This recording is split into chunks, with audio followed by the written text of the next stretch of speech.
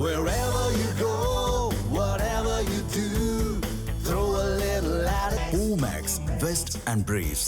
தமிழகத்தில் லஞ்ச ஊழலுக்கு முற்றுப்புள்ளி வைக்கப்படும் என முதலமைச்சர் விஜய் அறிவித்ததை தொடர்ந்து எடுக்கப்பட்டு வரும் நடவடிக்கைகள் திருப்தி அளிக்கிறதா என்ற கேள்விக்கு பொதுமக்கள் தெரிவித்த கருத்துக்களை மக்கள் மனதில் பகுதியில் பார்க்கலாம். அதாவது இப்போ தமிழக அரசாங்கம் லஞ்சம் ஊழலை ஒழிப்போம் அப்படிங்கிற ஒரு கொள்கையை சிஎம் அறிவிச்சிருக்காரு. இது ஒரு உடனடியாக பயன் கொடுக்குமா அப்படிங்கிறது இல்லை. ஒரு நீண்ட கால ப்ராசஸில் வேணால் இது செயல்படுறதுக்கு வாய்ப்பு இருக்குது. ஏன் அப்படின்னா, லஞ்சம் ஊழல் எங்கே இருக்கக்கூடாதுன்னு நம்ம நினைக்கிறோமோ அந்த இடத்துக்கெல்லாம் தீபாவளி கிஃப்ட்டு எந்த இடத்துக்கு போகக்கூடாது நம்ம நினைக்குமோ அங்கெல்லாம் போயிட்டுருக்குங்க. சரிங்களா? பட்டாசு, ஸ்வீட்டு, பட்டாசு பாக்ஸு, அதாவது தீபாவளி டைமில் நம்ம பார்த்துக்கலாம். பட்டாசு பாக்ஸு யார் யாருக்கு போகுது, எந்தெந்த துறை போகக்கூடாது அப்படின்னு அங்கெல்லாம் போகுது. ஒரு லாங் ப்ராசஸில் தான் இது முடியும். அதனால் அதை உடனடியாக பலன் கொடுக்கும் அப்படின்னு நம்ம சொல்ல முடியாது. அதை ஒரு பெரிய லாங் ப்ராசஸில் தான் அதை நம்ம கொண்டு போகணும். தமிழக வெற்றி கழகத்தின் ஆட்சி இப்போ நடந்துட்டு இருக்கு 2026. இப்போதான் ஒரு 1.5 மாதம் நம்ம கடந்து வந்திருக்கோம். இதுக்குள்ளேயே நிறைய மாற்றங்கள், லஞ்ச லாபங்களை ஒழிப்போம் என்ற ஒரு பெரிய முழக்கத்துடன் தான் அவங்க ஆட்சிக்கு வந்திருக்காங்க. இந்த விஷயத்துல அவங்கள பாராட்டணும். முக்கியமா லஞ்ச லாவணத்தை ஒழிக்கிறதுக்கான முயற்சிகளை எவ்வளவு முடியுமோ இந்த குறுகிய காலத்துல அவங்க எடுத்துட்டு தான் வராங்க. இதற்கு உண்டான ஐஏஎஸ் ஐபிஎஸ் அதிகாரிகளும் மேல்மட்டத்தில் இருக்க அதிகாரிகளும் அவங்களுக்கு கண்டிப்பா அவங்களுக்கு வழி நடத்தணும். அவங்களுக்கு இந்த விஷயத்தெல்லாம் தெரியப்படுத்தணும். அடிப்படையா இன்னைக்கு ஹாஸ்பிட்டல்ல இருக்க பேஷண்ட்டை கொண்டு போய் விடுறதுக்கு கூட 100 ரூபாய் கொடுத்தா தான் கொண்டு போய் விடுவேன்ற சொல்ற சமுதாயத்துல நம்ம வாழ்ந்துட்டு இருக்கோம். நம்ம கொடுத்தாதான் அவங்க வாங்குறாங்க. நம்ம கொடுக்கறத நிறுத்தணும். கொடுக்காம இருக்கிறதுக்கு என்ன முயற்சிகள்லாம் எடுக்கணுமோ அதையும் ஒவ்வொரு தனி மனிதனும் எடுக்கணும். தமிழ்நாட்டில் நடைபெற்ற சட்டமன்ற தேர்தலில் வெற்றி பெற்ற தாவேகா ஆட்சி அமைத்த பிறகு அரசு அலுவலகங்களில் லஞ்சம் ஒழிக்க கடுமையான நடவடிக்கை எடுக்கப்படும் என்று தமிழக முதல்வர் தெரிவித்துள்ளார். இது அப்படி லஞ்சம் ஒழிக்கப்பட்டால் அது ஒரு வகையில் நல்ல விஷயமே. ஆனால் இது சாத்தியமாகுமா என்று கேட்டால் அது சந்தேகத்துக்குரிய விஷயம். இப்போ இந்த ஊழல் விஷயமா கேட்டிருக்கீங்க. இது வரைக்கும் பார்த்ததுல ஊழல் கொஞ்சம் ஒரு 50% கம்மியான மாதிரி தான் தெரியுது. இது ஆரம்பம். இதுக்கப்புறம் எப்படி இருக்கு என்ன எப்படின்னு தெரியல.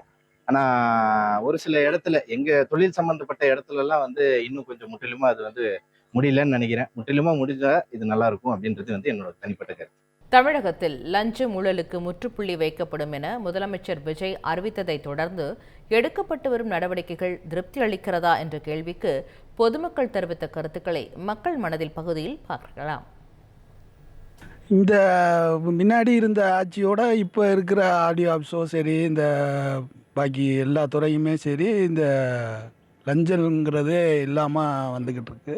விஜய் ஆட்சியில் ஆட்டோக்காரவங்களாம் ரொம்ப அந்த சந்தோஷமாக நிம்மதியாக இருக்கும். அந்த ஆடியோ ஆஃபீஸ் வேலைகள் ரொம்ப புதுக்கோட்டை ஆடியோ ஆஃபீஸ்லாம் இந்த லஞ்சம் எதுவுமே இல்லாமல் வேலைகள் உடனேக்கேட வேலை நடக்குது. இப்போ ஆட்சிகள் கொஞ்ச நாள் தான் இருந்தாலுமே எங்களுடைய வேலைகள் ஆட்டோ டிரைவர்களோ இந்த மாதிரி மோட்டார்களில் உள்ளவங்க அனைத்துவர்களுமே ஒரு நிம்மதியாக இருக்கிற மாதிரி ஒரு ஆட்சிகள் வந்துக்கிட்டு இருக்கு. இது நீண்ட காலமாக அந்த ஆட்சிகள் வளரணும். இதனுடைய ஆட்டோக்காரர்கள்லாம் ரொம்ப எதிர்பார்க்குறோம். இப்போ தமிழகத்தில் முதலமைச்சர் பதவியேற்றதுக்கு பின்னாடி லஞ்ச லாவணத்தை ஒழிக்கணும்னு சொன்னார். ஆனால் அது முழுக்க சாத்தியமே இல்லை. ஏன்னா எல்லா தாலுகா ஆஃபீஸில் வருவாய்த்துறை, நெடுஞ்சாலைத்துறை, பொதுப்பணித்துறை, யூனியன் ஆஃபீஸ் எல்லா பக்கமே காசு கொடுக்காம ஒரு பேப்பர் கூட வேலை நடக்காதுங்க. எந்த வேலையுமே நடக்காது. எல்லா துறையிலையுமே லஞ்ச லாவணியும் தலைவிரிச்சாடிட்டு இருக்குது. அதனால இதெல்லாம் பொய்யான ஒரு தேர்தல் வாக்குறுதியை கொடுத்துட்டு அவர் பொய்யான ஒரு தகவலை கொடுத்து ஒரு பொய்யான ஒரு முதலமைச்சராக அவர் செயல்பட்டு இருக்காருங்க. எல்லா அமைச்சர்களும் சரி, எல்லா எம்எல்ஏக்களும் சரி, பொறுப்பாளர்களும் சரி, இருக்கிற அரசு ஊழியர்களும் சரி, அரசு அதிகாரிகளும் சரி, பல கொள்ளையோ தமிழ்நாடு இப்போ திமுக அண்ணா திமுக பீட காட்டில் இப்போ இவங்க பழியா கொள்ளையடிச்சிட்டு இருக்காங்க. எந்த வேலையுமே நடக்கிறதில்ல.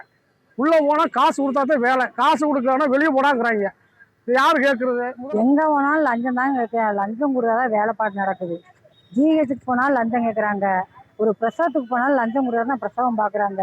தாலுகாக்கில் போனாலும் ஒரு ஃபார்ம் ஃபில் பண்ணுறாந்தாலும் அதுக்கும் லஞ்சம் தான். எல்லா பக்கம் லஞ்சம் கேட்குறாங்க. கவர்மெண்ட் ஸ்கூலில் படிக்க வச்சா ஏழை மக்களுக்கு சலுகை கிடைக்குன்னு பார்த்தா அங்கேயே லஞ்சம் கொடுத்தா தான் வேலைப்பாடு நடக்குது. ஒரு புக்கு கூட நாங்கள் வெளிப்பாட்டு வாங்கிட்டா நாங்கள் படிக்க வச்சுட்டு இருக்கிறோம். தமிழ் ஜனம் சேனலை சப்ஸ்கிரைப் பண்ணாமல் பார்த்துட்டு இருந்தீங்கன்னா மறக்காமல் சப்ஸ்கிரைப் பண்ணிடுங்க.